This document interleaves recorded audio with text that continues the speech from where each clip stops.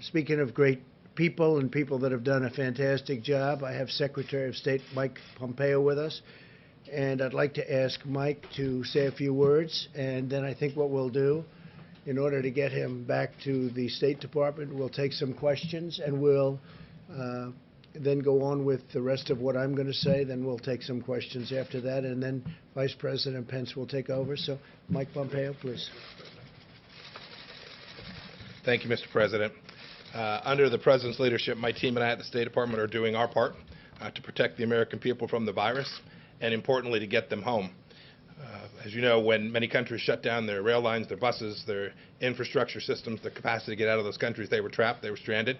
The State Department swung into action. Since January 29th, we have now repatriated over 50,000 United States citizens back to their homes. From more than 90 countries, more than 490 flights back to the United States from all across the world. This worldwide scale of our repatriation efforts is without parallel in our lifetime. We are coordinating with foreign governments, militaries, airport authorities, medical units, transportation companies, hotels, you name it. We're working with them to make sure the American people get back to be with their families. You can see behind me the map of the flights that we have brought back people from all across the world. Every day I get a chance to hear some of the remarkable stories from our team. Let me give you just a couple of examples. Our mission in Peru, working with the Peruvian military and police forces to send riverboats up the river to get citizens that were stranded deep inside the Amazon forest. Our mission in Nepal, make sure that a woman who was running low on medication could get what she needed at a pharmacy before boarding an evacuation flight that brought her back here. In Honduras, after the government imposed very strict 24/7 curfew and closed airports, our embassy sprang into action for stranded Americans, thousands of them. A 3-year-old boy told one of our consular officers just before he boarded the flight, "Thank you for helping me get back home to my dad." Pretty neat. We've received similar messages from lots of people. They're proud to know that their country will not leave them stranded and we're going to get them back home. One woman wrote, quote, "I was in tears when I received the email approving our flight back to the United States. God bless the United States of America." And another said, "I felt like I had allies there that actually treated me like a person or a family member, not just a number." The Repatriation Task Force, State Department, our consular officers have done great work. I want to thank our partners in the Department of Defense who have helped with some of these flights back home, and other government agencies, our sisters and brothers across the United States government and this administration that have helped get these people back. And then lastly, aside from our repatriation efforts, we continue to help countries around the world as well. We've got CDC officials helping these countries with expertise and all the things that these countries need to get their citizens safe and healthy and back so that we can get the economy all across the world, the global economy, back on its feet when this crisis is over. Thank you, Mr. President. Good, thanks, Mike. Maybe you stick for a little while. Sure. We'll see if anybody has any questions for Secretary of State. Anybody, please? Sure. Mr. Secretary, that's an amazing effort that you have made. How do you know when you're done? Because I imagine there are Americans on all corners of the world, and someone's going to pop up and say, "I want to go home now." When do you give the old call that it's over? It's a great question. We still have several thousand people that we're working. They identify themselves every day. New people find themselves in a difficult place. Look, we're going to be done when people can travel on their own again. These people traveled abroad on vacations or with their church, and we're intending to get back on their own. We hope that day comes pretty soon where they don't have to rely on the State Department to get them back home. But know this, in the meantime, we're devoting all the resources we have to get them there, often in difficult places. They're not in the capital near the airport, or the roads are closed, and so it's not just a matter of getting a flight down there. There's a lot of work that has to be done to coordinate, to make it all happen and get those people available so they're sitting there when the flight lands, they can get on the plane, and then we can get them back home. We still have several thousand. We're working on it. We chip away at that number every day. But new citizens go to the State Department website, identify themselves, and say, "I need a little bit of help in some way," and we do our best to get that to them just as quickly as we can. You'll keep it up indefinitely. We're going to keep it up as long as we have resources to do it, and there is a need. Yes, sir. Mr. Secretary, how many of these staffers have tested positive for coronavirus? Have they been tested, or are they going into quarantine? And what does this do to diplomatic efforts overseas if you're pulling 50,000 people out of national capitals, nation capitals all over the world? So the vast majority of these 50,000 weren't our officers. These were ordinary citizens who were there traveling for business or for commercial or for their trip of a lifetime. We've seen some of that in the cruise ships, but of course they're stranded all over the world. So our embassies, save for the one that is in Wuhan, which we did pull everybody out of, the rest of our facilities around the world are all open. We've had a handful of our folks now test positive. But we feel like we have a good handle on it, and we're doing everything we can to make sure that not just the State Department officials, but our Department of Defense colleagues that are working on these missions as well are doing so in a way that reduces risk to them and their well-being also. Yes, ma'am. Thank you so much. Do you feel like China withheld critical information from the United States, and will there be any consequences for that? You know, this is not the time for retribution, but it is still the time for clarity and transparency. We're still working on this problem set. There's still data that these good people need so that they can perform their analysis of how to both develop therapeutics and a vaccine and to understand where this virus is. So every country, China included, every country needs to be transparent about what's gone on in their country. They need to share that data. We share ours with the world so that the best scientists in the world can get to the right conclusions and bring this economy, this global economy, back to the place that we all want it to be as quickly as we can. Every country has that responsibility. It started in China, and so they had that special responsibility to get it right quickly and fast. Ask every country as we move forward in the days and weeks ahead, make sure we share that. Do it right, do it well. When we do, we'll get this thing back going. Early on, should they have shared their data sooner with the United States? Every country has an obligation to share that information accurately, timely, completely, transparently, and thoroughly, just as quickly as they can gather it. We'll leave for another time to evaluate how everyone did in that. Go ahead. Thank you, President Trump. And Secretary, I have a question. The World Health Organization has a fundraising drive for about $700 million for coronavirus resources. China has only donated $20 million. The United States actually has donated less. So do you feel that China should be giving more to this World Health Organization effort? And could you comment on the U.S. donation? Do you want to say something, Mr. President? Well, you could just say we held. At this point, we're reevaluating our funding with respect to the World Health Organization. Now, this is very consistent with what President Trump said since the beginning of his campaign. Organizations have to work. They have to deliver the outcomes for which they were intended. And we need to make sure that not only the World Health Organization, but every international organization, that we take taxpayer money and give it to them for the benefit of America. We need to make sure it's delivering on those taxpayer dollars. The World Health Organization is no different in that respect. They have to execute on the mission that they are designed to achieve. And we've seen, with respect to the World Health Organization, here we are. It hasn't accomplished what it was intended to deliver. Mr. Secretary, you said a handful of staffers have tested positive. Are they going to get the hydroxychloroquine treatment? Is that going to be made available to personnel overseas? I don't know the answer to that. But know that we'll deliver the best medical care every place we can. Some of them are in difficult places where there's not a lot of medical help. We've done our best to move that medical assistance forward to them in the field. Jeff? Thank you, sir. Mr. Secretary, right here, can you give us an update on the numbers you're seeing about coronavirus cases in Iran, and whether or not you have any updates on the United States helping them with that? So with respect to our assistance to Iran, we've offered from the first day we knew that the virus had struck the people of Iran, we offered humanitarian assistance. I regret that they chose not to take that.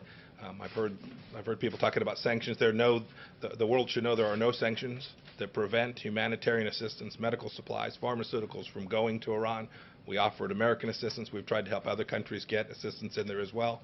Had some ability to do that. I don't have any better data than what you've seen publicly than I could share with you with respect to the extent of the virus inside of Iran. Thank you, Mr. Secretary. Are you allowing exports of medical supplies at this time, or what's the status of that? So you've seen, we're making sure that we have what we need for the American people, whether that's gloves. I'll let the Vice President talk to numbers on that. But at this point, what we are doing in terms of assistance is providing what most of these countries need to learn how to do surveillance themselves, to learn how to conduct tests themselves, to learn the things that can reduce the peak in their countries. Those are the kind of things. And we've been doing this, you should know. The United States has been incredibly generous. We have CDC officials like no other country in the world out helping these nations build out their healthcare, global epidemic healthcare infrastructure. It's good people like that you see sitting to my right that have been working on this all their life, all around the world, putting these countries in a place where they're better prepared for a virus like this one. please. Have any U.S. diplomats or U.S. officials contracted the virus as they've tried to rescue U.S. citizens abroad? Not that I'm aware of. Not that I'm aware of, but there's no doubt. I remember when we sent our team to get our officials and about 800 American citizens, non-government citizens that were living in Wuhan. I remember when we sent one of our first repatriation flights in there, we were very careful. We sent trained professionals in, but they were going into a very, very difficult, very fraught place. We were blessed. They all got back with no one having contracted the virus on that trip. I'm not aware of any of our officials that have had the virus attack them while they were performing their functions, trying to get people back. And we have a number of State Department officials who have COVID-19 now and are working their way through. In fact, we've had 3 fatalities of local employees, not U.S. direct hires, but local people who were working for the State Department and embassies around the world. We've had 3 fatalities so far. So there have been some calls on the World Health Organization for a leadership change there. I was wondering what your thoughts are on that. Senator Martha McSally, for example, has called for Dr. Tedros to resign. I don't want to look. This is not the time to be doing that kind of change. There'll be a lot of time to look back and see how the World Health Organization performed. In the meantime, what our task is to preserve and protect the American taxpayers, to make sure that our resources don't go to places that aren't going to deliver on behalf of the American people in the world, and President Trump and I are determined to do that. Okay. Quick follow-up. Let's save it. Can we save it? Just a quick follow-up to Remain on He's China. a busy man. You said that China has a responsibility to get correct figures. How would you broadly characterize cooperation with China right now? There's lots of places we've been cooperating, right? They're providing us assistance where we need it. There are places on the ground now where we do have access to the data we need, and we're deeply appreciative of that. They've said they want to cooperate. We're completely prepared to cooperate with them. That cooperation means sharing data, being transparent, being upfront, allowing information to flow freely. That's our expectation, not just of China, though, of every country that is in this place today. Collectively, we have to work our way through this, and to do that, you have to have really good data. Okay. Great. Thank you, Mr. President. Thank you all. Thank you, Mr. Vice President. Appreciate it. Thanks.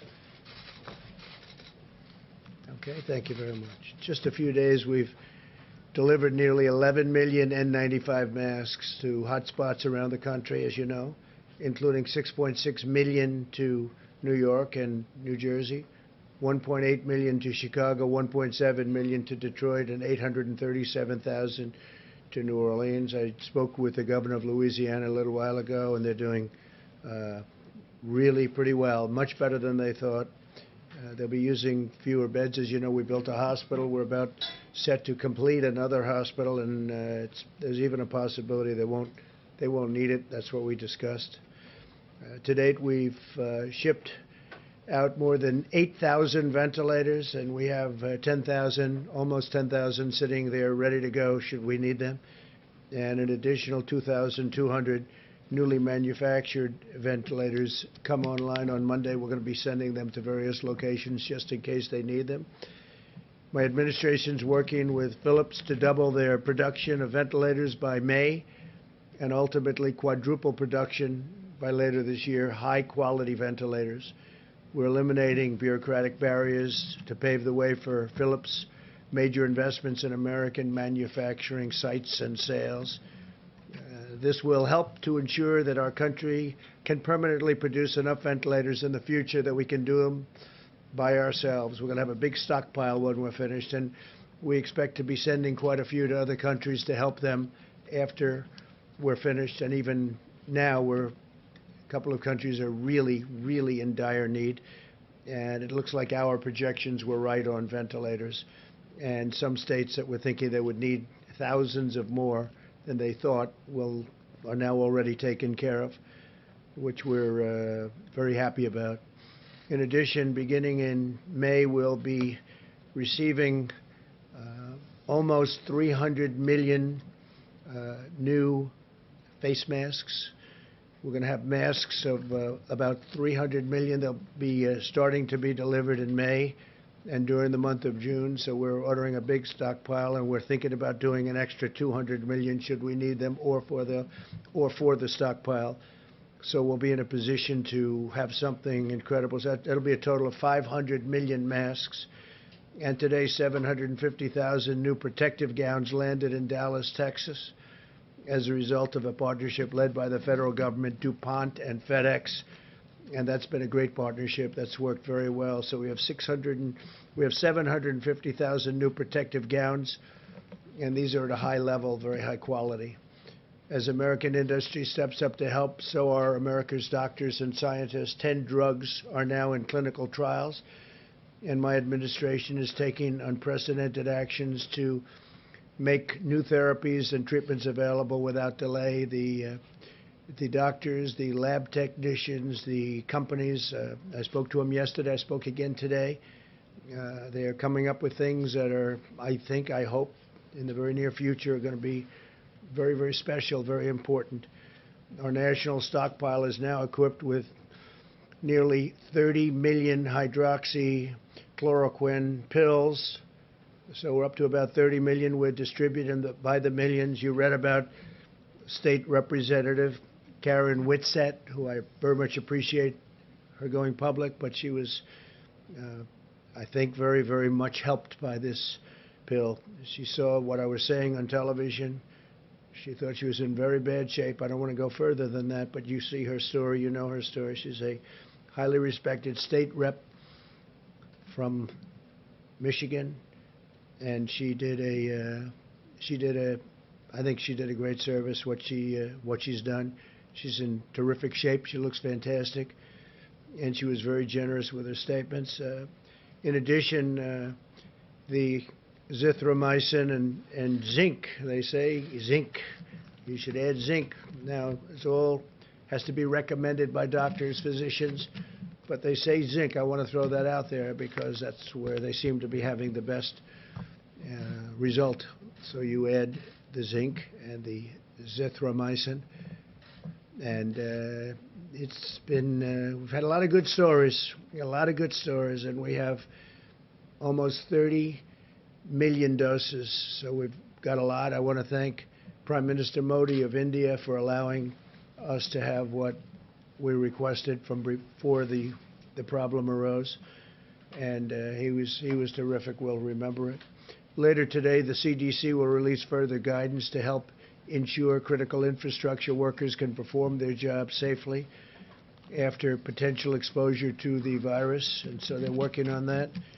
The question was asked a little while ago about the World Health Organization, and as you know, they made a statement on January 14th, I guess it was, that there was no human-to-human transmission. Well, there was.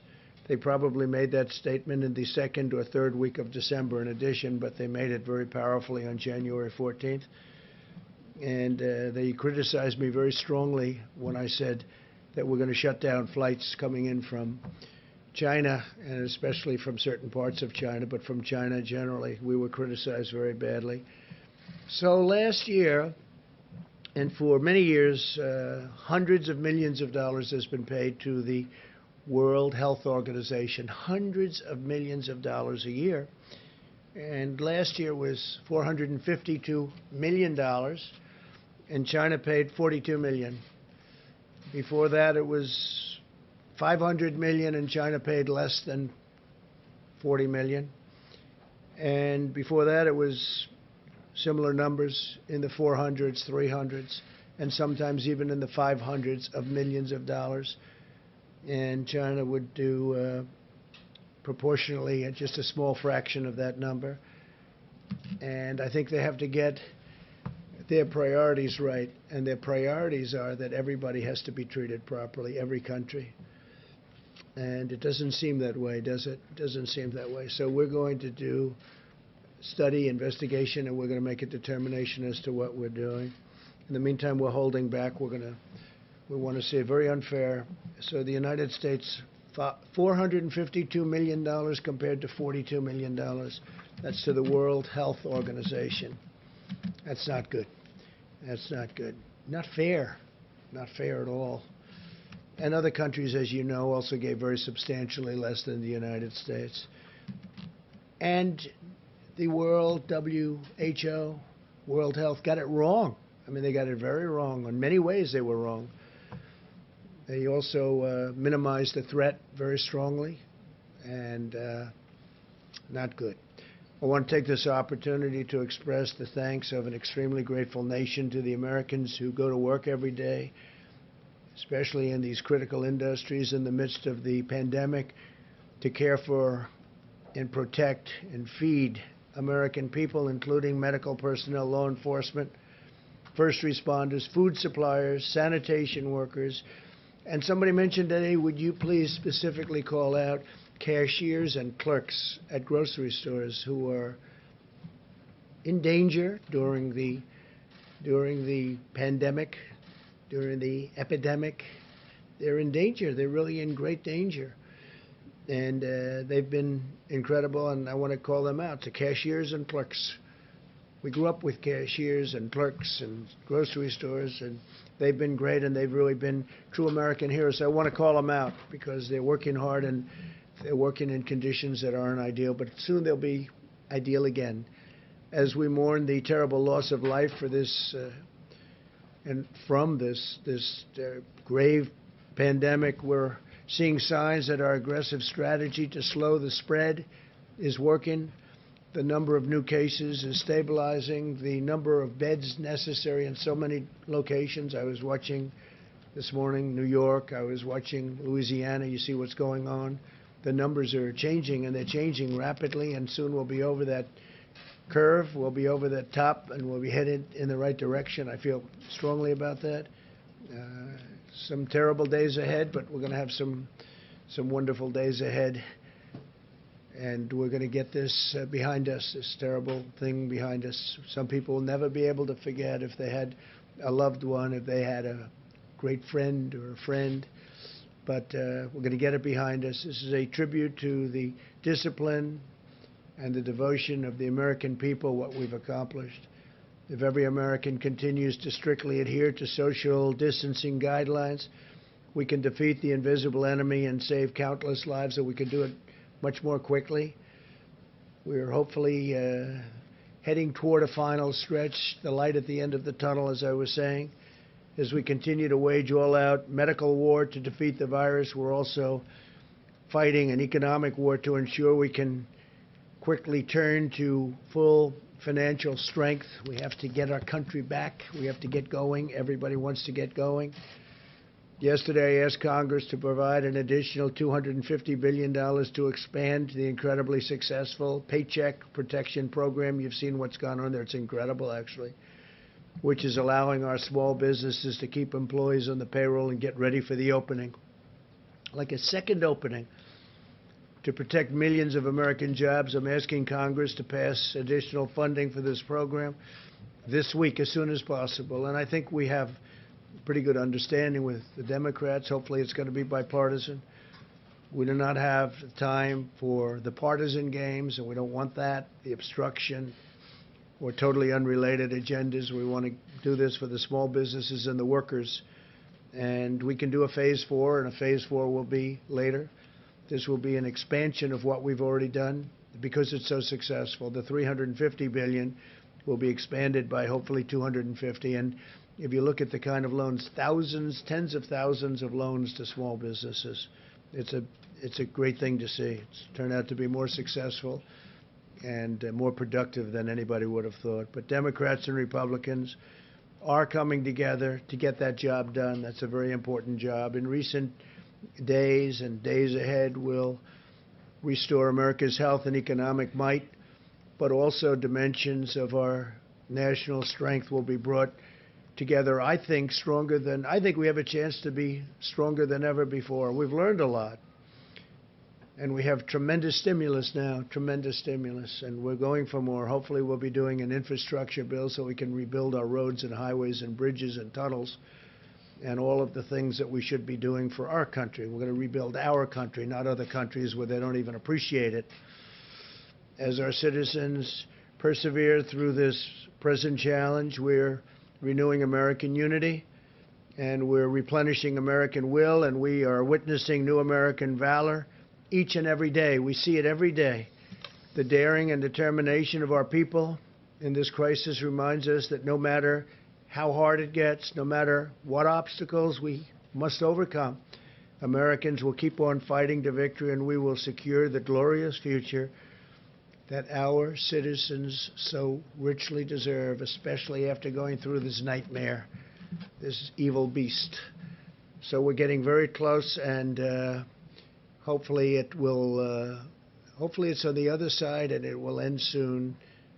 And I think it will. And I just think that the people of this country are fantastic.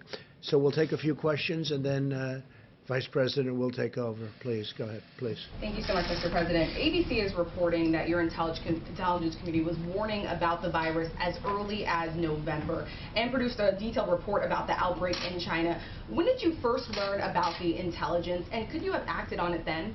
Well, I learned when I learned about the gravity of it was sometime just prior to closing the country to China. And when we closed up the flights coming in from China and various other elements, and then, as you know, we closed up to Europe.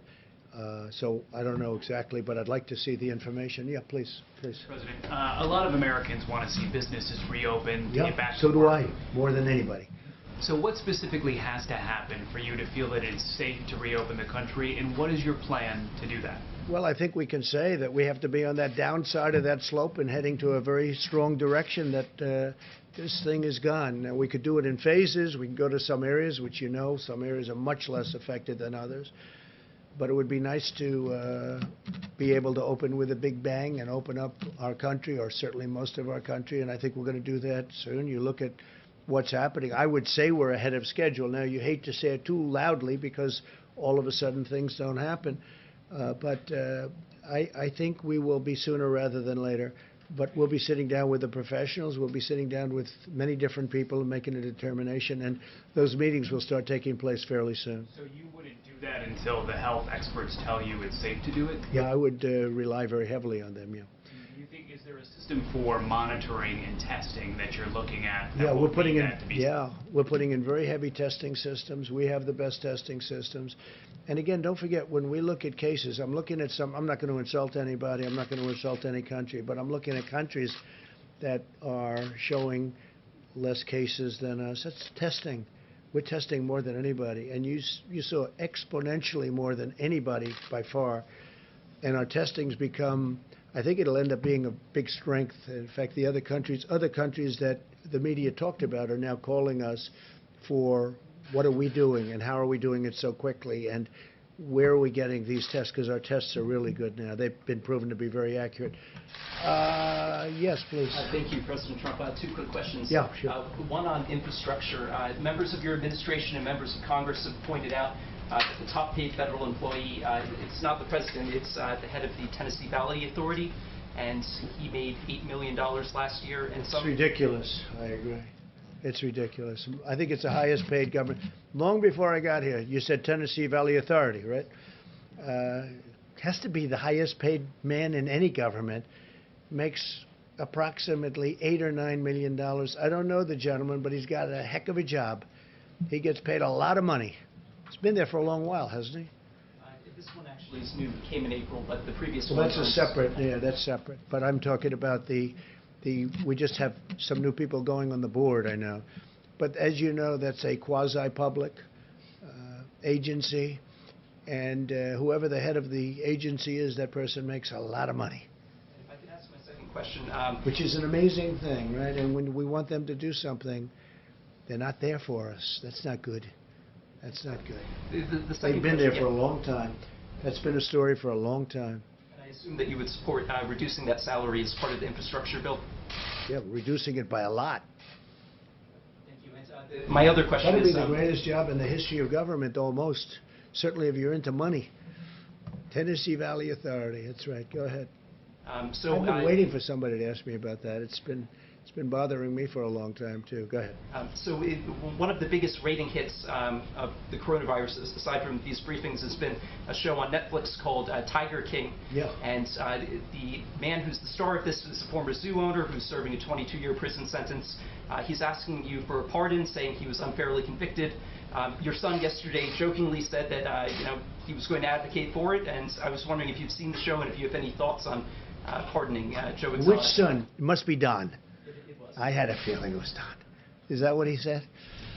I don't know. I know nothing about it. He has 22 years for what? What did he do? He allegedly hired someone to murder an animal rights activist, but he said that he didn't do that, and he was... Do you think he didn't do it? Are you on his side? Well, I'm a reporter. Are I you shouldn't take recommending a sides. pardon? No, I'm not advocating As anything. a reporter, you're not allowed to do that. You'd be criticized by these. Would you recommend a pardon? I'm not weighing in on time. I don't think you would. I don't think you would. Go ahead. You have a question? I do like Joe Exotic. I'll take a look. Is that Joe Exotic? That's Joe Exotic.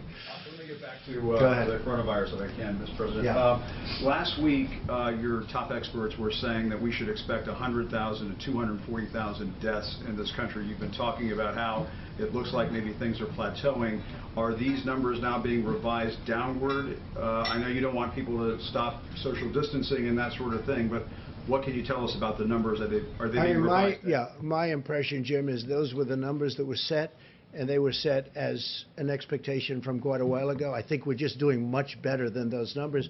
If either of you would like to talk about that, it's a fair question. You want to come up, Deborah?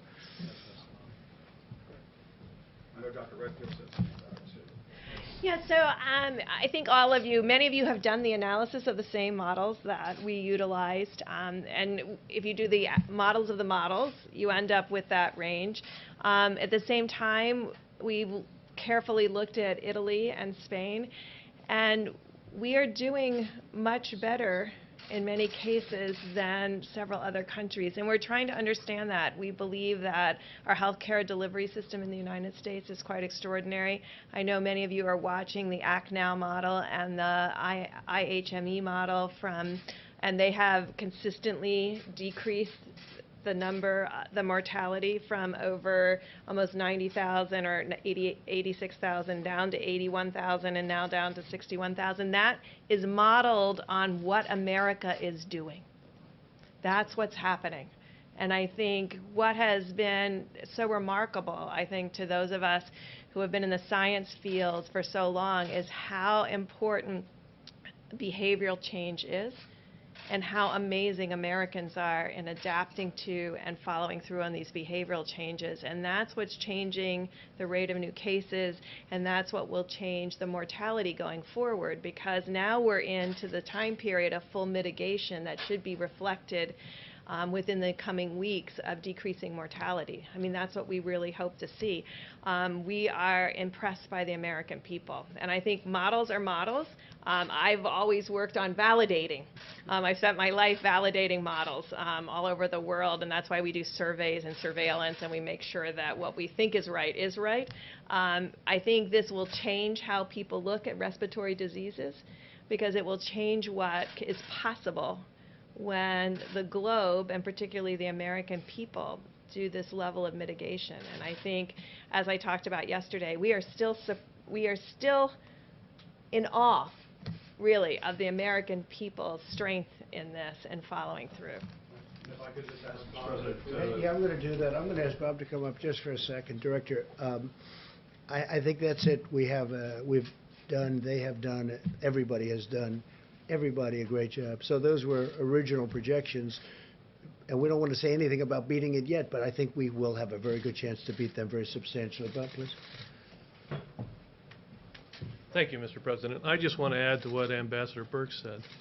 I mean, this is a consequence of the commitment of the American people. You know, a lot of us have always had challenges changing behavior, whether if it's exercising regularly or different habits with smoking.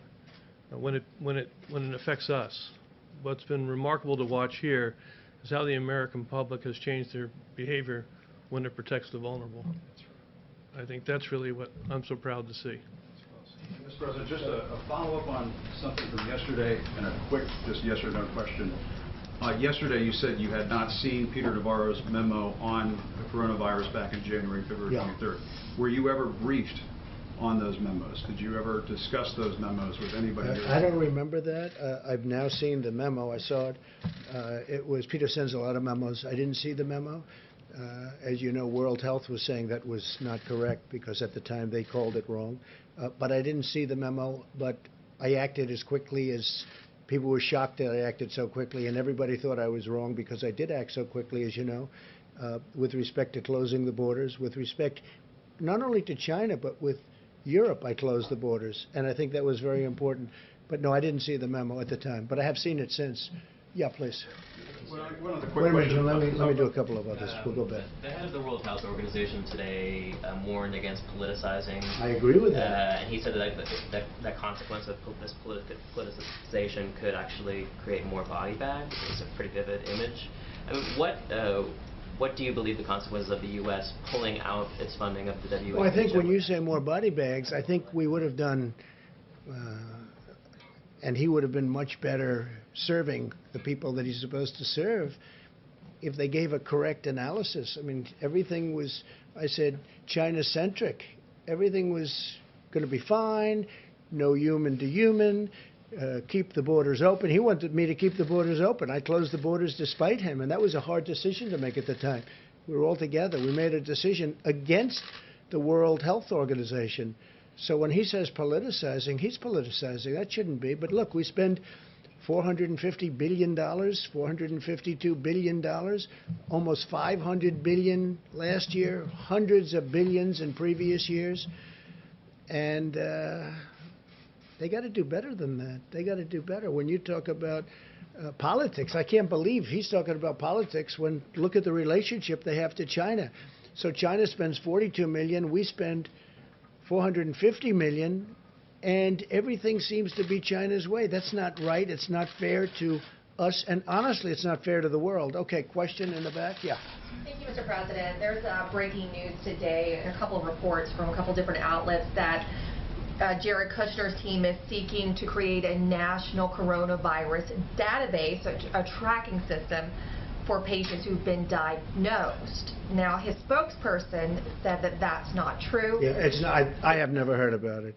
Doesn't sound like a bad idea, actually, but I have not heard about that. Be okay with it if it I don't know if I'd be okay. I have to see it, but it sounds very scientific, and it sounds like it could be good based on tracking, but it also has to do with rights and lots of different constitutional questions. I have not heard that at all.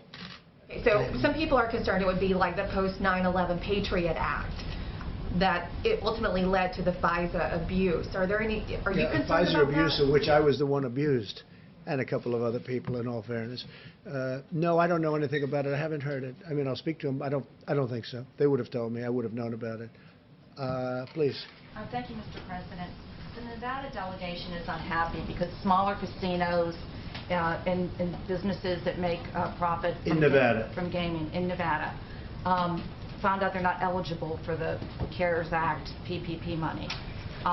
Is this, and I talked to one member who said You gaming... mean because of the number of employees? Because of the number of employees... And yet they're small business. And they thought gaming would not be treated any differently than any other business with this. Was this Well, an I could look at oversight? that. I could look. It's a great state, and I will take a look at that strongly. Are you talking only the smaller casinos? Yeah, I'll take a look at that. Fine. I don't mind that. Please. Yeah, we'll take a look. Yeah, we haven't heard. Nobody's told me about it, but I'll look at it. It's a great state. They do a great job, so I'm going to look at it very strongly. I understand what they mean. Please.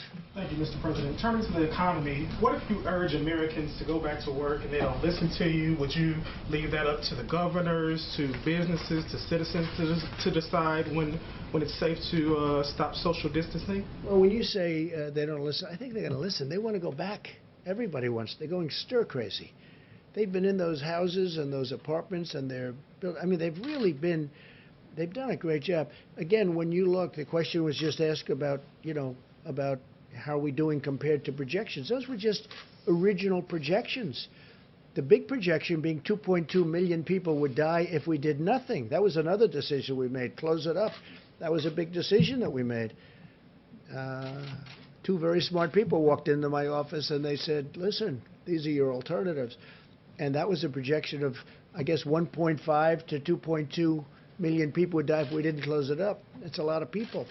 So if we do a number that's tremendously smaller than that, now if we did close it up, the numbers got to 100 to 220 million people. So if we can stay substantially under the 100, which was the original projection, I think we all did a very good job. Even though it's a lot of people. Say it? Do you think we'll be on track for that by May 1st? Well, right now, we're doing well in terms of the numbers. I can't tell you in terms of the date. we don't want to go down, and then we can start going up if we're not careful. So we have to be careful. As far as distancing, social distancing, and other things, certainly for a while, at some point that's going away. We'll be able to sit next to each other and everything like we have all our lives. This is a very unique thing. This has not happened anything like this of this magnitude since 1917, 1918. The great pandemic. That was something. But people want to sit next to each other at restaurants. They want to sit next to each other like normal at a football game, baseball game, basketball game, hockey game. No, we want to go back to life. Now, the first period of time, maybe we'll go a little bit slower, and maybe we'll be talking about distancing. But at some point, we expect to be back like it was before. And hopefully, it'll never happen. Hopefully, it will. If it does happen, it's going to be in 100 years from now. The last one, 1917. That's something. That's a long time ago, and that was a horrible thing. Jim, go ahead. Yeah, I wanted to get back to something you were saying yesterday about people going to Wisconsin and voting in the middle of this pandemic, really putting their lives on the line. And you said, well, if they do that, vote by mail, perhaps we'll have voter fraud in this country. I just wanted to ask you, voters in 5 states, Utah, Colorado, Hawaii, Washington, and Oregon, all vote by mail. Can you or the White House staff or your campaign provide any evidence to back up your claim that mail-in voting is rife with fraud, like the example you gave of people working in rooms filling out false ballots? Sure. You've been talking about voter fraud since the beginning of this administration. Very fair. And where's the evidence of it? I think there's a lot of evidence, but we'll provide you with some, okay? And there's evidence that's being compiled, just like it's being compiled in the state of California, where they settled with Judicial Watch, saying that 1 million people should not have been voting. And you saw that? Wait, excuse me. Well, I'm just telling you. I'm telling you, in California, in the great state of California, they settled, and we could have gone a lot further. Judicial Watch settled where they agreed that 1 million people should not have voted, where they were 115 years old and lots of things, and people were voting in their place. What I see, and every one of those states that you mentioned is a state that happens to be won by the Democrats. And if you have a position like me where it's registered, you're here, and we're voting someplace where I'm not. I haven't left the White House in, I guess, months, other than to, ask a ship to, wave it goodbye to New York, which, by the way, is now going, as you know, being used for the purpose that we're talking about, which a lot of people wanted. Wait a minute. Voting doesn't work out well for the Republicans. Well, so it hasn't. Isn't your concern It really certainly just hasn't. political? But if you're a senior citizen and if you're somebody that needs it, I'm all for it. But they have to be very careful, because the things with bundling and all of the things that are happening with votes by mail, where thousands of votes are gathered. And I'm not going to say which party does it, but thousands of votes are gathered, and they come in and they're dumped in a location, and then all of a sudden you lose elections that you think you're going to win. I won't stand for it. Well, we're going to find out about the proof, because you're going to see what's going on. And I'm not going to stand for it. Our voting system, first of all, we should have voter ID. When you vote, you should have voter ID. And if you send something in, you should be sure, as a state and as a country, you should be sure that that vote is meaningful and it's not just made fraudulently, because there's a lot of fraudulent voting going on in this country.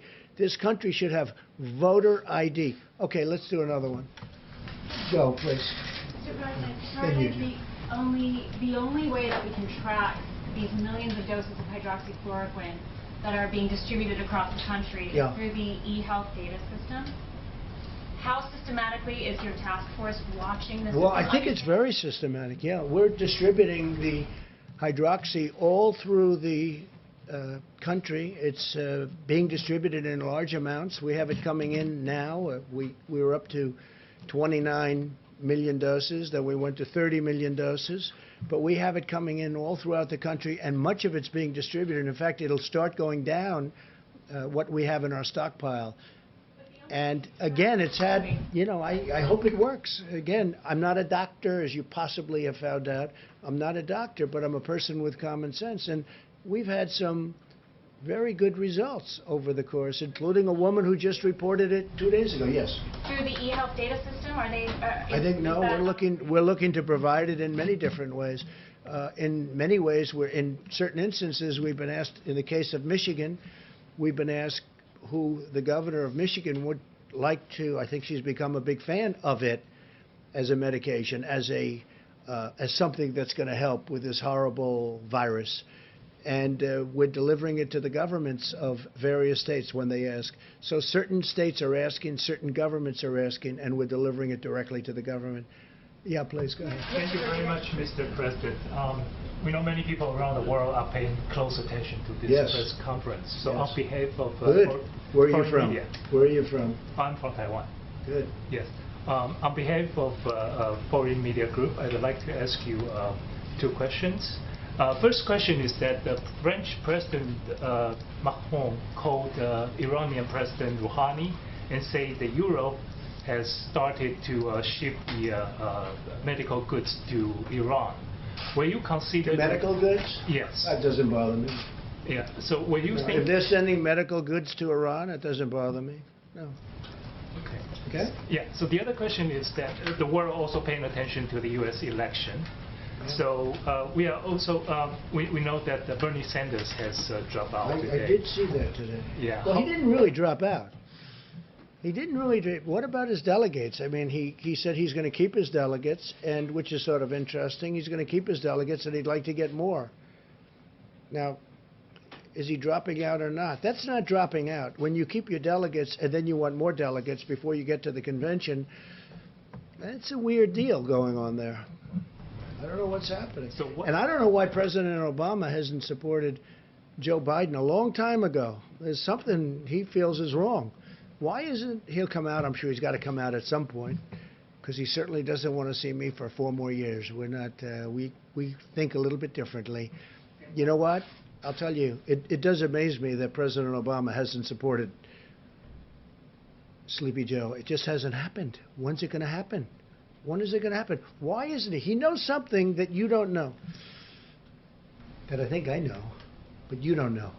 So it'll be interesting. But with Bernie, I saw his standard fare today. I watched. And I hope that a lot of Bernie Sanders people, just like they did last time, we got a tremendous percentage of Bernie people. And I think they voted for me largely because of trade, because Bernie and I agree on trade. We agree that the United States has been ripped off by virtually every country they do business with. The difference is I've done a lot about it, and I'm doing more about it. And we've made incredible trade deals, including USMCA, the deal with China, and then all of a sudden that gets disturbed by this virus situation. But China has to spend almost $250 billion on purchasing our products, $40 to $50 billion with our farmers. And the Bernie Sanders people are big believers on what I'm saying on trade, and I got a lot of them in the last election that surprised people, but it didn't surprise me. No, those are great people. They're great people. But I just, look, I'm looking at Bernie Sanders. I watched this morning, and I said, what is that all about? Mike, you saw that the delegates. He's not giving up his delegates. He's keeping them, and he said he wants to get more of them. And I think he's doing it to negotiate, I assume, but I don't know. That's a hard thing to do. Yeah, Jeff, go ahead. Mr. President, OPEC is meeting with Russia tomorrow and some other countries to discuss oil prices. Yeah. Oil prices are at $23 a barrel. Oh, that's good. Finally, somebody knows something when they ask a question. What is your message to them ahead of their meeting tomorrow? Will the U.S. consider a coordinated cut of production here? I don't think. Look, we already cut. You know, we're like very market-oriented. If you look at Texas, and if you look at North Dakota, and if you look at some of our states that do this very well, they've already cut way back. You know, they cut back automatically. But in the case of Russia, in the case of Saudi Arabia, they increased production at a time when you didn't need it, and then they got hit by the virus, which knocked out 40% of the market, and now they're flooded with oil. Look, I just say this. You have 2 countries that are getting hurt very badly. Russia's getting hurt. That's their primary source. And Saudi Arabia, that's definitely their primary source. And it doesn't make sense that they flooded the market for whatever reason they did that for themselves. It's an argument that they had. and I think they'll straighten it out. A lot of progress has been made over the last week, and it'll be interesting to see what comes out of OPEC tomorrow. But OPEC, obviously, for many years I used to think OPEC was very unfair. I hated OPEC. You want to know the truth? I hated it because it was a fix. But somewhere along the line, that broke down, and it went the opposite way. And we have a tremendously powerful energy industry in this country now, #1 in the world, and I don't want those jobs being lost. Okay? What will you do, just one follow-up to that, sir, what will you do if they don't end up cutting We'll tomorrow? see. I mean, I have a lot of options. Please. Got a lot of good options, Jeff. Beauties. I might like it even more. Now you'll watch. Let's see what happens. Hopefully they can make a deal. Let's go. Thank you, Mr. President. Clearly, Americans are getting very anxious to go back to work. I agree. Something optimistic. Including me. Still very vague. Now that the IMHE model specifically has been adjusted down to 61,000, when are we going to open back up? Can you give us a better date? Is it going to be April 30th, May 1st? You said adjusted back down 61,000. What was adjusted back down? The IMHE model, the one that originally predicted like between 100 and 200,000. Yeah, go ahead. Well, it's still a big number, right? 61, right? That's a big number. Go ahead. But can you give us a more specific date? Will it be Well, I don't April want to do 30th, that. Look, May 1st? I had a date, and I thought it was a very aspirational date. It's turning out to be very interesting because a lot of good things are happening by Easter. But I had a very aspirational date. I didn't think you could make it. I didn't say we would do it by Easter, but I said, boy, wouldn't that be great to shoot for Easter? That would be a great day, beautiful day, very important day to a lot of people like me and like some of you in the room, maybe all of you in the room, frankly. But Easter is a very important day. So I had, aspirationally, I said, let's see if we can do it at Easter. You know, but I said it would be very tough. And I was criticized for that. So I don't like giving dates. And that wasn't a date. That was just an aspiration. That would have been incredible. But I don't think we're going to be very far behind. And some of these models are looking like Easter is going to be a very important date anyway because of the curve. I mean, it's hitting the top and it's starting to come down. And one person said Easter is looking like a good time. So a good time for that, for heading down. So we'll see what happens. Look, there's no reason to do that. We have a lot of good things happening. When I spoke to the governor of Louisiana today, he said, Tony, they need far less beds than they need. I said, well, good, because we're building 1,000-room additional. We built them 1,000 beds, and now we're building another 1,000. And I said, listen, is there a way that we don't build? I don't want to build them if they don't need them. In New York, the Javits isn't too heavily used. It's ready to go. 2,900 beds. Plus, we now have the ship set for COVID if they want to use it, and we're using it for Governor Murphy in New Jersey. So we'll see what happens. But, you know, the numbers are coming way down. The ventilators, we're all set. We have a lot to go if we want, but I'm not getting calls where they need ventilators anymore. So we were right on those ventilators. I'd love to have additional ventilators for some of the countries that are our allies and our friends. And even if they're not our allies and our friends, you're saving human lives. But I'd love to see if we had some. I mean, we're making a lot of ventilators right now. We have and they take a while to make, and they're very expensive, and they're very complex to make. But I'd love to be able to help other countries once we're taken care of. But I just sent 100 ventilators to Colorado, and that was great. A senator there who's a terrific senator, Cory Gardner. And he called me last night. He said, could you get 100 ventilators for Colorado? And we just sent them out, and they'll be there very shortly. So, but it looks like we're in great shape from the bed standpoint. It looks like we're in great shape from the ventilator standpoint. And you just heard I ordered 500 million masks, 500 N95s and others, and surgical. But we ordered 500 million masks, 300 and 200. And they're going to be here very shortly. So we're really in great shape. And we started off with an empty cupboard. So I'm going to leave the Vice President and his group to handle it, and I will see you probably tomorrow. Okay? Thank you. Thank you very much. Thank you. Do you have any investments in hydroxychloroquine? No, I don't. Okay. No, thank you. Good question.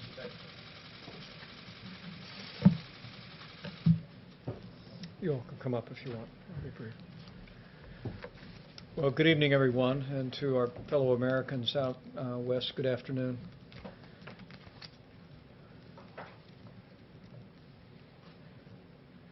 We find ourselves in the midst of a very tough week for Americans in areas most impacted by the coronavirus, the New York City area, New Jersey, Louisiana. Continue to focus resources and attention on those areas, and I know that the hearts and prayers of the American people are with all of those communities. But in the wake of more than 1.9 million tests, we see more than 400,000 Americans have tested positive for the coronavirus, and sadly, we've lost more than 14,000. We grieve, but as the good book says, we do not grieve like those who have no hope. In this very special week, I know that the faith of millions of Americans is a comfort to them. The President and I spoke to more than 10,000 faith leaders, and we were able to express to them our gratitude for the way that they're strengthening the communities that they serve. But we also find hope in the numbers that Dr. Birx will continue to reflect on today. For as Dr. Fauci explained yesterday and in the days before, the losses, as grievous as they are, that we are seeing today are a reflection of people that contracted the coronavirus in many cases before strong mitigation steps were taken, before the guidelines for America fully took hold.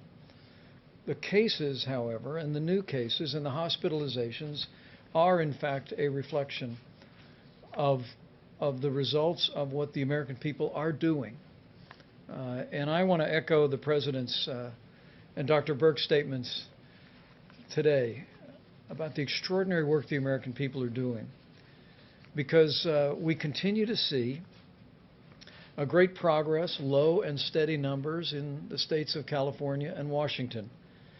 And in the New York metropolitan area, New Jersey, New Orleans metro area, Detroit, Chicago, and Boston, we continue to see evidence of stabilization that should be an encouragement to every American, an encouragement that we may be reaching the point where the impact of the coronavirus is beginning to level off.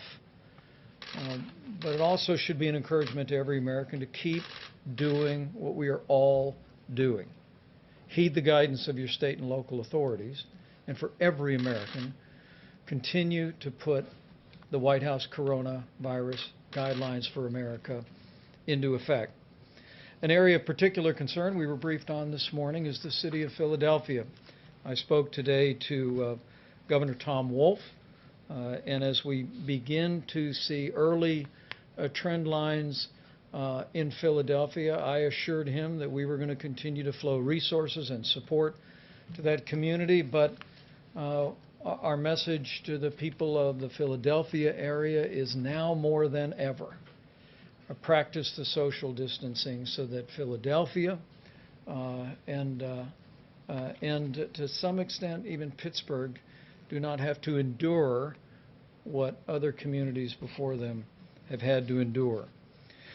Also today, at the President's direction, we hosted a conference call with every Republican member of the House of Representatives and every Democrat member of the House of Representatives. And we express our appreciation to Speaker Nancy Pelosi and Leader Kevin McCarthy for convening these forums. We brought together key members of our task force team. The Secretary of the Treasury discussed the progress that we've made on paycheck protection. He reported to members of Congress that so far we're working with more than 3,600 lenders across the country, and we've dispersed more than $98 billion in forgivable loans. Now, these are loans that if small businesses accept this money and use it to keep people on their payroll over the next 2 months, they'll be completely forgiven. Treasury tonight will be issuing a new FAQ, Frequently Asked Questions document, that will also make it clear that lenders may use their own closing documents for completing loan applications. And that information is available at treasury.gov and sba.gov as well. Dr. Birx and Dr. Fauci briefed the members of Congress today on the latest data. They'll both reflect on that in a moment. We also had Admiral John Polovchik talk about our control tower system and the extraordinary flow of supplies to critical areas across the country. We also briefed on the disbursement of resources to local hospitals with Seema Verma and gave them an update on what the Secretary of State spoke about today. It's remarkable to think more than 50,000 Americans brought back home through nearly 500 flights. And we thank the members of Congress who have worked with the State Department to identify family members and groups that found themselves stranded overseas, and we were grateful for that. In addition to our interaction with members of Congress today, we spoke with the president of the Henry Ford Hospital, Bob Riney. It is the Henry Ford Hospital that is conducting a clinical trial for hydrochloroquine. He expressed great enthusiasm for the work that they had done. They had a rather overwhelming response to the initial trial, which is beginning this week with 3,000 people taking the hydrochloroquine or a placebo so they can match it. But what the president of the Henry Ford Hospital told me is they'd like to expand the test. I put him in touch with Steve Hahn and the FDA, and we'll be adding several more clinical trial paths to look at impacts on particular demographic groups, including seniors and minority populations, and more on that in just a moment. In the category of supplies and support, the President, as of today, has signed 52 major disaster declarations. Vermont was the latest approved, and states have stood up some 27,000 National Guard that are aiding in coronavirus response. On the critical subject of ventilators, we do have currently more than 8,000 ventilators in our strategic national stockpile and distributed more to the Navajo Nation and to Colorado today. But also today we received the good news that the first delivery of newly manufactured ventilators from General Electric and Hamilton arrived at the strategic national stockpile, and as the President said, we'll be adding newly manufactured ventilators to our resources to be available as the coronavirus epidemic reaches critical communities around the country. On the subject of the air bridge, 4 flights scheduled to arrive today, primarily focused on gloves for our incredible healthcare workers. One flight alone had nearly 19 million gloves, another 8 million, another 15 million, and the like. And the American people, I think, would be very proud to see this vast array of now well more than 50 flights that are bringing in supplies from all over the world. And again, working through FEMA, we're directing those resources with the guidance of our scientific experts to the communities most in need.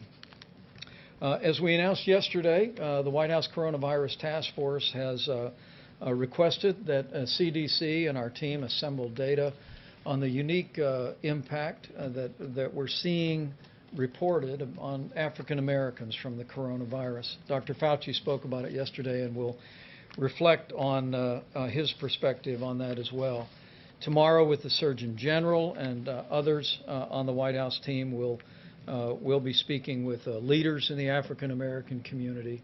And as Dr. Fauci will reflect, there have been historic challenges in the health care of the African American communities, particularly in our inner cities. And now more than ever, I'll just say from my heart to all of our African American family members, now more than ever, practice the guidelines. Look after those most vulnerable, people that have underlying serious health conditions. It's more important than ever that we all put those principles into practice.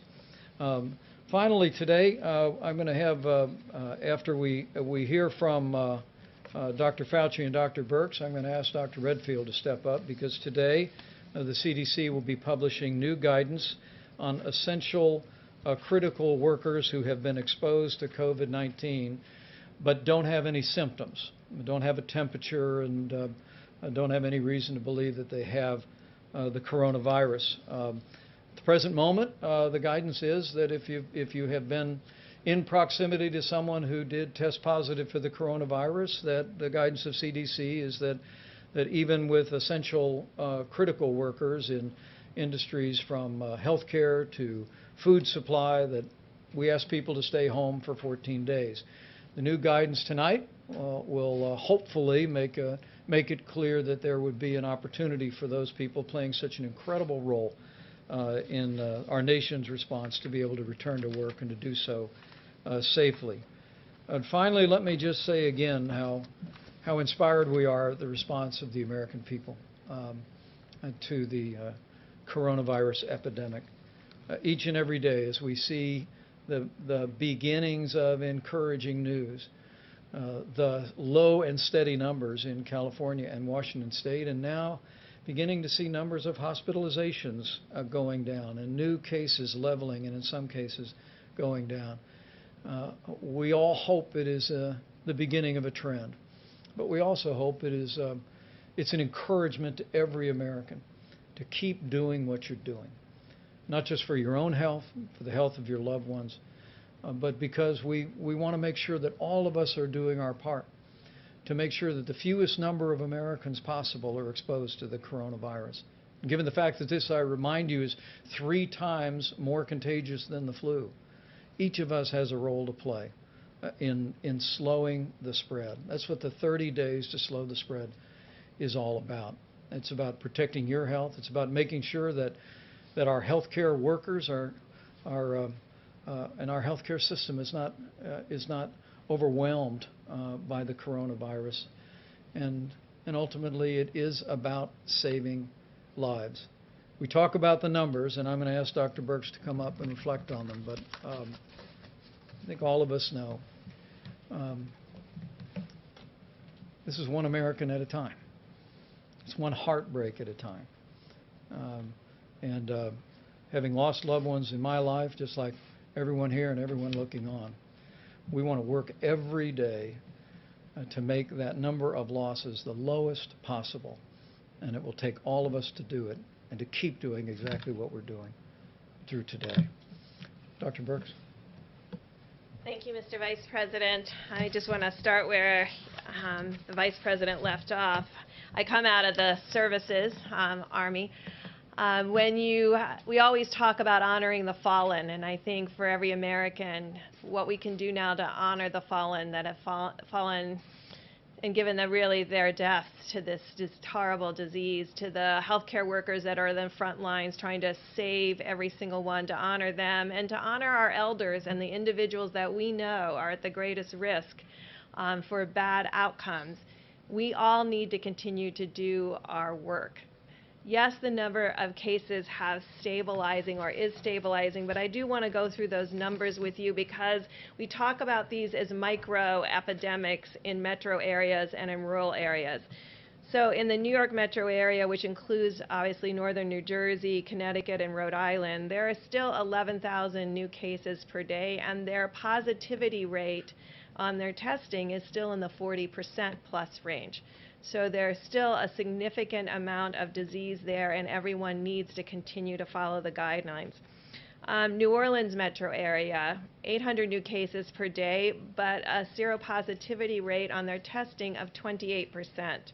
Detroit metro area, 1,400 cases per day, 26% positivity. Chicago, 1,200 cases per day, and 18%. Boston, 18% positivity, 1,100 cases per day. Denver has fallen to 180 cases per day, but still has 15% seropositivity in their testing. California and Washington have stayed stable at about Seattle, 350 cases per day. On the LA metro area, 800 cases per day, but their test positive rates are remaining in the 9% range. And so this really gives us some idea of what it takes. They have been continuously mitigating. Imagine what we're talking about, New York going from 40+% seropositivity and 11,000 cases a day down to the LA metro area of 800 cases per day and 9%. So this is what, when the president talks about reaching the top and coming down, those are the kinds of things we need to see. And the only way we will see them is if every American continues to follow the guidance. Now, in the Philadelphia metro area where I come from, it's 1,400 cases per day. This, of course, includes Camden, the counties around the Philadelphia metro, and Wilmington. And in the Baltimore and the Washington, D.C. area, 15% zero positivity and 500 cases per day and 200 cases per day in Baltimore. This is how we're looking at it, county by county, metro by metro, rural region by rural region, to make sure we don't miss anything. And we're triangulating testing data with the attack rates, with the hospitalization, with the number of cases, and really creating a mosaic of who needs what when to ensure that every American is served well.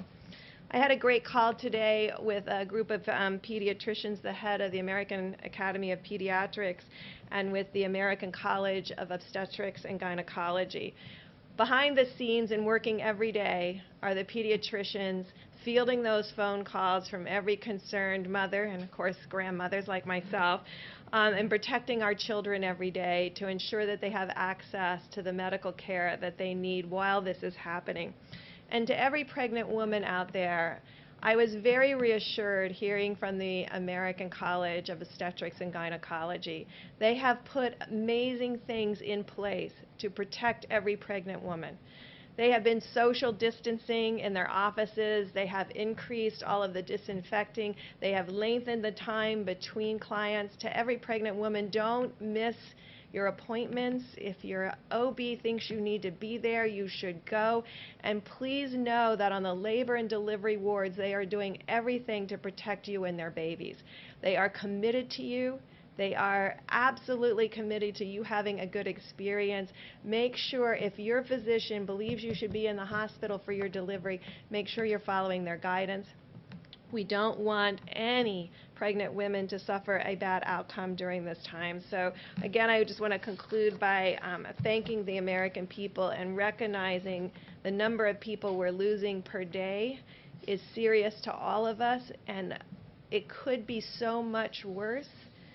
But our frontline healthcare providers and the way they're talking to each other about how to improve care for every individual that they serve, you see them on the TV, you see them in the emergency room, you see what they're up against.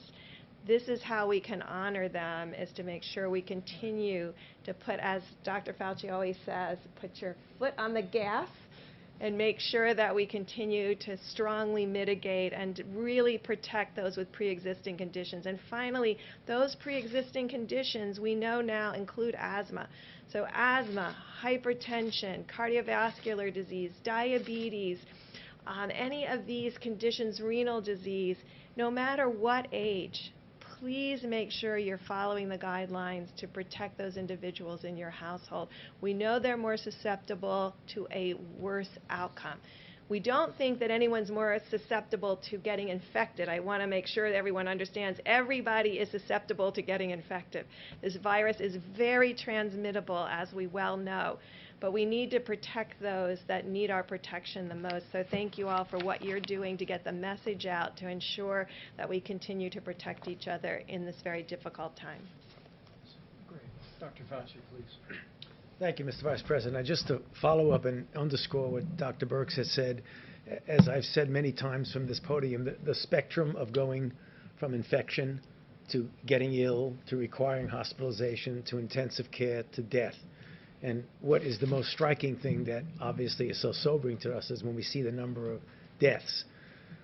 We know now for sure that the mitigation that we have been doing is having a positive effect, but you don't see it until weeks later. Remember this past weekend when all of us got up in front of this podium and mentioned that this was going to be a really bad week. At the same time, we were saying that we would hope we would start to see a little bit of a change in the daily hospitalizations, intensive care, and intubations. And New York is starting to see that. So I say that, but I drop back a bit. Don't get complacent about that, because what's going to happen 2.5 weeks from now is really what's going to happen with regard to the people who are getting new infection. As Dr. Berg said, everybody is almost certainly as susceptible as anybody else to getting infected. It's what happens to you after you get infected.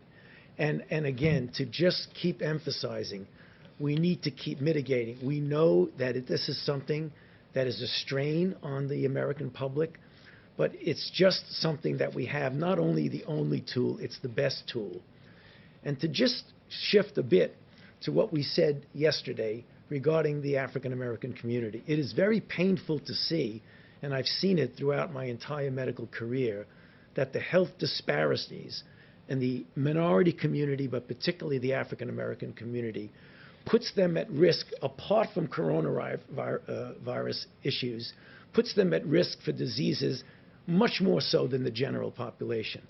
The double whammy that you suffer now is when you have this terrible virus, which essentially preys in its ultimate deleterious effects on people with those underlying conditions. And since that is more predominant in the African American population, we want to double down and say to the young people, to the elderly people in that community, to please try as best as you can to protect yourself if you're a younger person, and to please protect the people who are susceptible. Your grandmother, your grandfather, your elder uncle, the people who have these underlying conditions. Because we are not going to solve the issues of health disparities this month or next month. This is something we should commit ourselves for years to do. But what we can do now, today, is to prevent people who are put at higher risk because of their demographic group from getting into a situation which is much, much more deleterious than the general population. So I plead with all of us in the population, but particularly for those of us, our brothers and sisters in the African American community, because we know that mitigation does work. The reason we know it works is the question that was asked about the numbers, that why they came down, or the projections. Because remember, what you do with data will always outstrip a model. You redo your models depending upon your data. And our data is telling us that mitigation is working. So again, as Dr. Berg said, keep your foot on the accelerator, because that's what's going to get us through this. Dr. Redfield. Thank you, Mr. Vice President. I just wanted to follow up. One of the most important things we can do is keep our critical workforce working. And I think you heard it said that we have many different critical workforce industries in this country. Obviously first responders, healthcare workers, but as you heard, it's also individuals who help maintain our food supply, etc. And so what CDC has done is that we've really looked at the essential workforce and how to maintain that workforce, particularly at this time as we begin to get ready to reopen and have confidence in bringing our workforces back to work. And so we've put out a new guidance for essential healthcare workers who've been exposed to the coronavirus. These are individuals that have been within 6 feet of a confirmed case or a suspected case, and so that they can, under certain circumstances, they can go back to work. If they're asymptomatic, as the Vice President said, they could go back to work if they do several things, as we say here. Take their temperature before they go to work, wear a face mask at all times, and practice social distancing when they're at work. What we'd ask them not to do where they're at work is we want them to stay at home if they're sick. We want them not to share objects that would be touching their face, and we would like them not to congregate in break rooms, lunch rooms, and crowded places. And in the second slide, if we're talking to the employers of these critical industries, we would ask those employers to take the employee's temperature and assess their symptoms before starting them back to work. If the employee does become sick, we want them to be sent home immediately. We'd like them to increase air exchange in the buildings and increase the frequency of how they clean common surfaces, and really begin to get these workers back into the critical workforce so that we won't have worker shortage in these critical industries. So that's the new guidelines that CDC will be posting today. And those will be available at cdc.gov. And thank you, Dr. Redfield. And we'll have questions for anyone on the panel, please. Just a couple things to clarify. The 500 million masks the President mentioned that are being developed, are those for healthcare workers, or are you planning to actually hand out masks to the American public?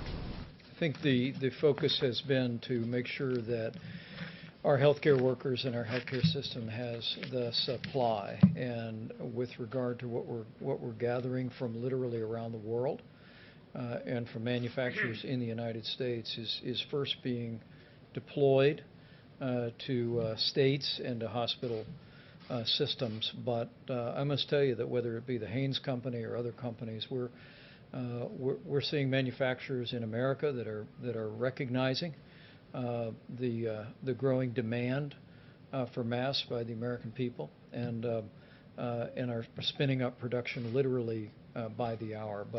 But our focus, our continuing focus, is on making sure that healthcare workers have the personal protective equipment to do their jobs safely and provide the level of care that every one of us would want. Please. Thank you, Mr. Vice President. Kansas Governor Laura Kelly says that she has put in 7 requests to FEMA for supplies from the stockpile, and those have not been fulfilled. So will Kansas be getting any of the ventilators, because the request included ventilators? And does she need to be calling the White House instead? Have you spoken with her directly? I've not spoken to the governor directly, but I'll reach out this evening, certainly. In our conference call with governors this week, we spoke to them about the approach that we are taking. You know, traditionally, governors are accustomed to when a hurricane strikes the Gulf Coast, when wildfires strike out west, when flooding or tornadoes hit in places like Indiana. You're accustomed to have a declaration of emergency approved, and then resources flow from FEMA. In this situation, as we deal with a nationwide declaration and an epidemic, what we've explained to governors is that what President Trump has directed is that we leave no stone unturned to find resources around the country and around the world, including ventilators, and we make sure as the coronavirus epidemic impacts individual areas, that the healthcare workers and the families and the patients impacted have what they need when they need it. And what I would say to the people of Kansas is that we're looking at their numbers every day, just as in the case of every state in the country, and we're going to work our hearts out to make sure that as the coronavirus cases emerge, and we hope that through the great work that Kansas has done on social distancing and mitigation, the people of Kansas have done a remarkable job, that we may well be to a place where their existing resources and capacities are present.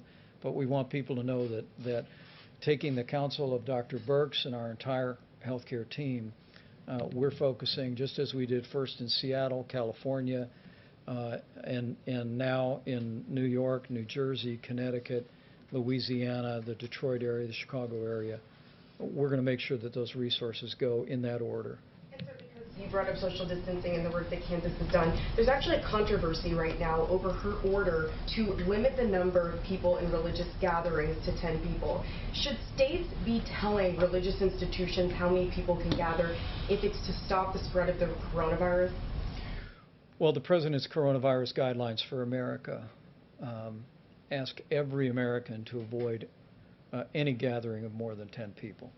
And that's on the advice of all of our best scientific experts as a way that we can slow the spread.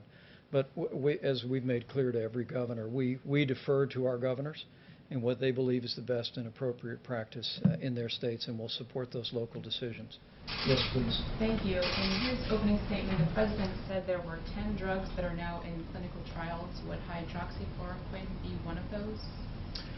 Well, I can speak to that, and then I'll invite Dr. Birx, Dr. Fauci to come forward.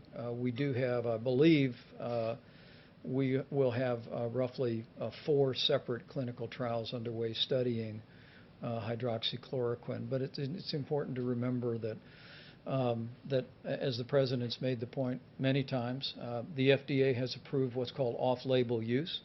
And so in consulting with your physician, if your physician determines it's appropriate to write a prescription for hydrochloroquine, we're working today to make that available across the country. It's broadly available today as an anti-malaria medication, but we're working around the country and internationally to increase that supply. But we are studying it in at least 4 different clinical trials, and Dr. Fauci can speak to that. So the easiest, thank you for that question. The easiest way to find out is to just go clinicaltrials.gov, and it will tell you everything that's there.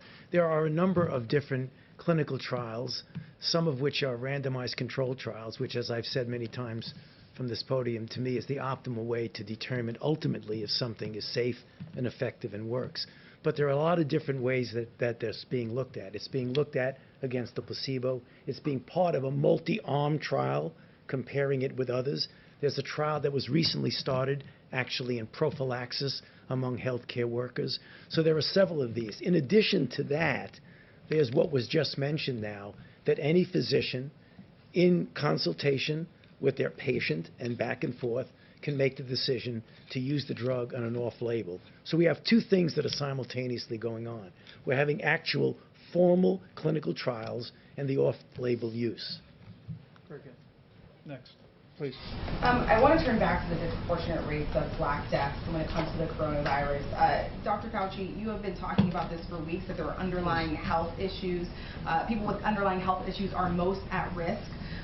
But if we knew that Blacks disproportionately have fallen into that category, why wasn't the CDC prepared to gather this data in real time to work to fight this? Well, I'm not sure. Well, we have the director of the CDC here who could answer that question, but let me try to just take it from a different perspective. The health disparities that exist are not anything that started with coronavirus. They were there. So there isn't much you can do about the disparity. The thing you can do is to make an extra special effort to protect people who have the underlying conditions. So it's the same way as we say, well, the elderly and those with underlying condition. Unfortunately, the African American community has a much greater proportion, population for population, of these underlying conditions. So the best weapon we have right now is what I said in my opening remarks, is to do whatever we can to get them to realize that what we need to do is to protect them from getting infected and to also protect them from inadvertently and innocently bringing the infection to people who have these underlying conditions. Thank you, sir. Can you explain the thinking behind these 100 ventilators that were given to Colorado when other states like Kansas have had trouble getting ventilators? And can you say whether a personal relationship with the President is helping states like Colorado get these ventilators? I mean, there are 15 states that have more cases than Colorado. Well, what I can say is that we've been watching Denver very closely, and like many of the other key areas that I touched on, we're beginning to see some encouraging news, but in our interactions with the governor and with local officials and with the senator, we've made an effort not only in Colorado but around the country to be particularly responsive to states where we've seen a growth in cases. But I'm going to let Dr. Burke speak to that as well. There's literally beginning with New York, New Jersey, Connecticut, Louisiana, the Detroit area in Michigan, Chicago area.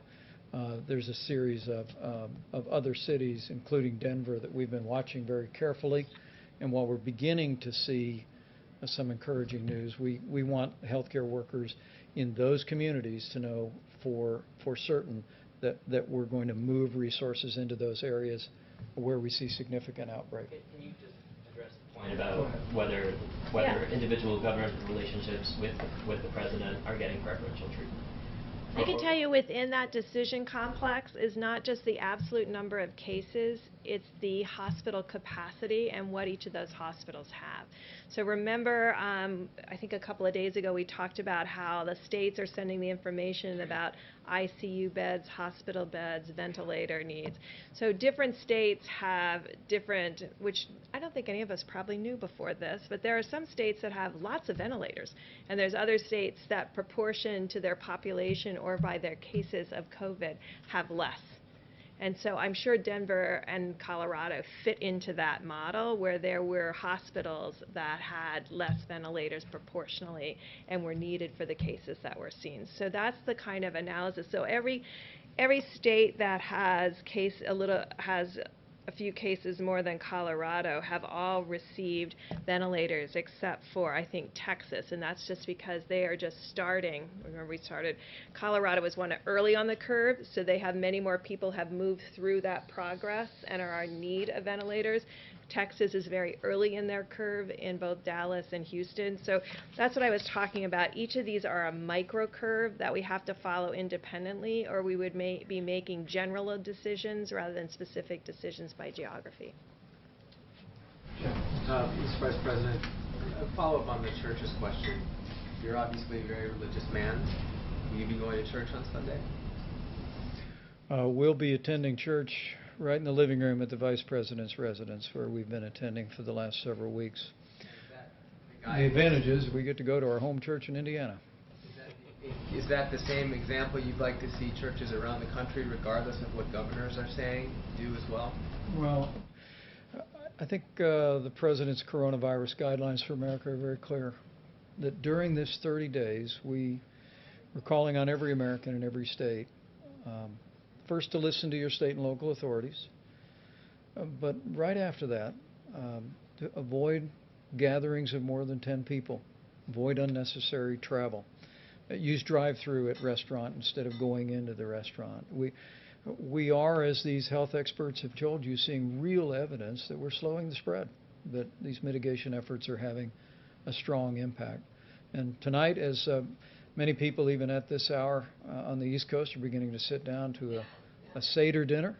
It's the beginning of Passover, and with Easter celebrations this Sunday. We just want to encourage every American to heed the counsel of the guidelines, put those into effect, and know that in so doing, we'll hasten the day.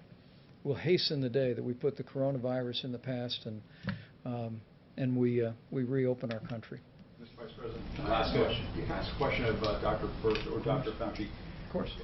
As you are both probably aware, there's a lot of misinformation, conspiracy theories out there about the coronavirus.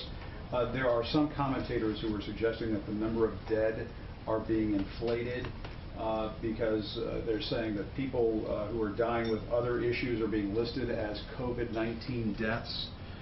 Perhaps you've seen some of this commentary. You may be too busy to see it, but it is out there. What do you say to those folks who are making the claim without really any evidence that these deaths are being padded, that the number of COVID-19 deaths are being padded? For example, somebody who might die from a number of factors but had coronavirus are being listed as coronavirus deaths, and because of that, the number is being inflated. That's a fair question. Yes. And you might also speak about the converse. Yeah, we've been hearing the converse too. That we've been hearing both sides of that. I think we've made it very clear, I think every time I've been up here, about the comorbidities. And so most of the people, and we talked about the Italy data, the majority of the Italians who succumbed to this had 3 or more comorbidities. So this has been known from the beginning. So those individuals will have an underlying condition, but that underlying condition did not cause their acute death when it's related to a COVID infection. In fact, it's the opposite. Having an underlying condition and getting this virus, we know, is particularly damaging to those individuals. We don't know all the pathophysiology. I wish we did right now. We see a lot of vasculitis where Tony and I came from. Tony, actually, Dr. Fauci started in the vasculitides and Wagner's. So, I mean, these are things we have studied for a long time. We are trying to understand the pathophysiology, but what we can tell you at this moment, if you have asthma, if you have renal disease, if you have diabetes, if you have hypertension, these are pre-existing conditions that put you at a greater risk to having a worse outcome. So, Jim, just to add a comment to that, because, you know, having been through other serious issues, particularly the very painful early years of HIV, AIDS, when people talk about conspiracy theories, you will always have conspiracy theories when you have very challenging public health crises. They are nothing but distractions. You know, I can assure you we have so much to do to protect the health and the welfare of the American people that I would just hope we just put those conspiracy stuff and let somebody write a book about it later on, but not now. Dr. Brooks, you said something about not enough tests being performed because some of the labs, the machines aren't running. Did you want to clarify that? What did you mean by 80% weren't running? So I have a call with them at 8 p.m. tonight. Every single one of those 120 laboratories, I think 87 of the laboratory directors have confirmed that call.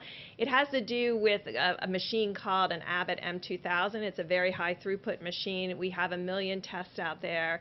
I made a big push, and Abbott was extraordinary about getting those out to the labs. I mean, this is not sitting in a warehouse. These are physically in these laboratories, sitting there right now. The machines aren't running. They're not running. So we've only run 88,000 tests in 3 weeks off of those machines with 1 million test kits. So as someone who has worked in a lot of laboratories, to have a machine that is needed, because we could have screened every healthcare worker. These machines are every place in the country. So they could have screened in these last 3 weeks 100% of the healthcare workers across the country that needed these tests to be done, and they're high throughput. So I have a call with them at 8 o'clock to really talk about. Can that to happen? Can an order be given? Well, I asked the Vice President to give me a chance to talk to my colleagues first, but we have a call with the CEOs of those hospitals tomorrow. Great. Thank you. That's a really important question, and it underscores the fact that Dr. Birx pointed out that with this new test, Abbott Laboratories, FEMA's been busy distributing to states around the country. We purchased 1,200 of these machines to be able to do these tests, but there's 18,000 all across America. And so let me just renew our call to all the hospital administrators and lab operators around America to go and identify those Abbott Laboratories machines and know that while we've already tested more than 1.9 million Americans, our short-term objective is to test as many Americans as possible as we see the coronavirus epidemic emerge in areas around the country. We want to surge those resources. We want states that haven't seen a significant outbreak to have access to that 15-minute test. And ultimately, as we go forward, I think President Trump said today, nobody wants to open the country up more than him, and I can attest to that. But we're going to open it up when we can do so responsibly, putting the health of America first, and to reopen America and to stay open America.